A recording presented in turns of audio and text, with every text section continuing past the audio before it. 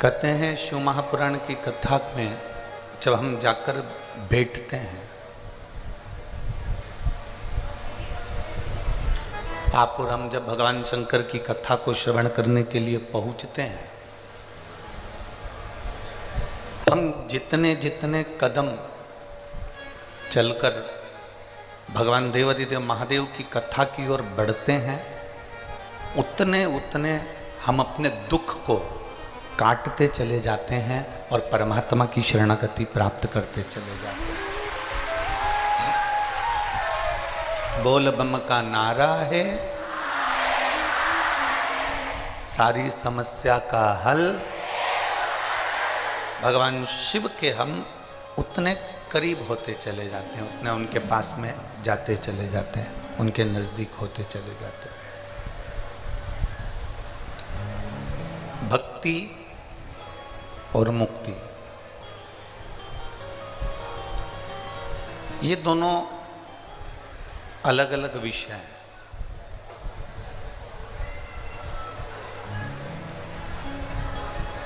हम जितनी जितनी भक्ति को धारण करेंगे, हम जितना जितना भगवान शिव की अविरल भक्ति को अपने भीतर उतारेंगे, फिर हमको मुक्त होने के लिए कोई साधन नहीं करना पड़ेगा।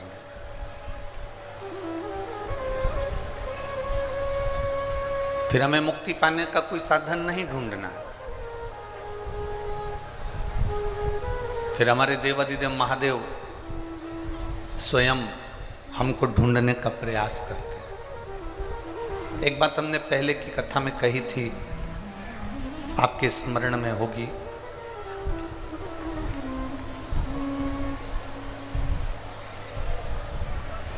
अपने बच्चे को जब हम स्कूल भेजते हैं,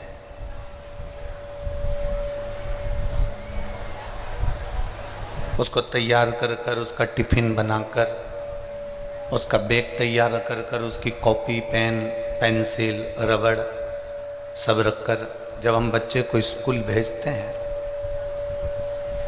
तो हमारी ये बेटे को लाड़ प्यार कर कर, स्नेह कर कर, वस्त्र पहना कर, उसको बैग टांग कर, उसके मोजे जूते उसके सब पहनाने के बाद जब उसको स्कूल भेजते हैं, तो हमारे भीतर ये भाव उत्पन्न होता है कि ये शीघ्र अतिशीघ्र आए, ये जल्दी से जल्दी वापिस आए। दुनिया की ऐसी कोई माँ, दुनिया का ऐसा कोई पिता नहीं होगा जो बच्चे को स्कूल भेजता हो तो ये सोचकर भेजता हो कि अब ये जा रहा है, अब मत आना।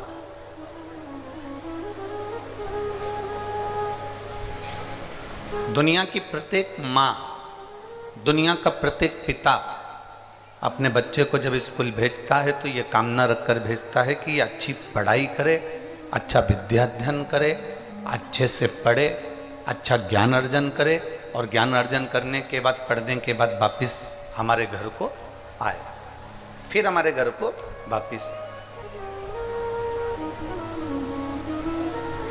अब जैसे हम अपने बच्चे को स्कूल भेजते हैं और ये विचार करते हैं कि ये जल्दी से पढ़कर हमारे घर वापिस आए, कोई माता पिता ये नहीं सोचते कि ये स्कूल जा रहा है तो अब ना आए। हर माता पिता का मन होता है कि ये स्कूल गया है तो वापिस शीघ्र अतिशीघ्र लौट कर आए, अच्छी पढ़ाई करे, अच्छा विद्याध्ययन करे, अच्छे से पढ़े और वापिस हमारे घर में आ जाए। तो जैसे माता पिता बच्चे को वापिस पढ़ने के बाद अपने घर में बुलाना चाहते हैं, उसी तरह मेरा शंभु, मेरा त्रिकालदर्शी, मेरा शिव है, जब हमें पृथ्वी पर भेजता है तो ये कहकर भेजता है कि अपनी पूरी अध्ययन करने के बाद संसार सागर में अपने परिवार, बच्चे, कुटुंब, कबीले, इन सब में रहने के बाद भी अगर तू मेरा भगवत भजन कर कर मेरे पास आता है तो मैं तुझे अपने हृदय से लगा लेता हूँ, मैं तुझे अपना बना लेता हूँ। ये उसकी सहजता। मिठास करो थोड़ा, ढीले डालो हल्का सा। उसको अपने पास बुलाने का प्रयास करता है, उसको अपने करीब लाने का प्रयास करता है। और तेरी कृपा बिना न हिले एक भी अणु लेते विश्वास तेरी कृपा से करूं तरूं। बखान क्या करूं मैं राखों के ढेर का, चपटी भभूत में है खजाना कुबेर का। हे गंगाधार मुक्ति द्वार ओमकार तू भोले ओमकार तू। आयुष शरण तिहारी शंभु कार तू। बखान क्या करूं मैं राखों के ढेर का, चपटी भभूत में खजाना कुबेर का। उसकी एक शरीर मात्र से, एक अंश मात्र से, उसके शिवलिंग मात्र से, भगवान शंकर के शिवलिंग से भी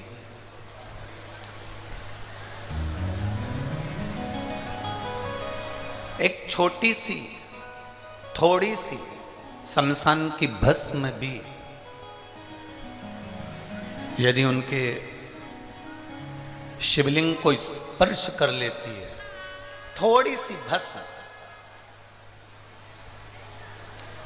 मात्र थोड़ी सी भस्म अगर उनके शिवलिंग को स्पर्श कर लेती है, उनके शिवलिंग का स्पर्श मात्र कर लेती है, और वो भस्म भी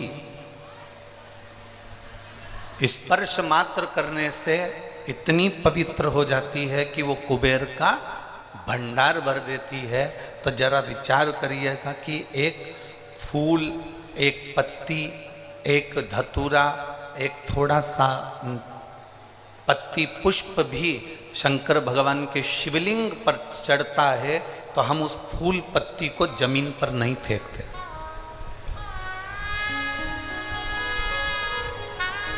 फेंकते हैं क्या? बोलो रे झारखंड वाली जी जियो और झारखंड के जी जाओ, फेंकते हैं क्या? नहीं। अगर वो फूल पत्ती भगवान शंकर पर चढ़ गई, कोई पुष्प चढ़ गया, कोई दुर्वा चढ़ गई, कोई पत्ती चढ़ गई, कोई बेलपत्र चढ़ गया, कोई साधारण पत्ता चढ़ गया, कोई पुष्प चढ़ गया, हम उसको पाँव में नहीं आने देते, हम उसको फेंकते नहीं हैं, हम उसको रोड पर, जमीन पर उसको पटकते नहीं।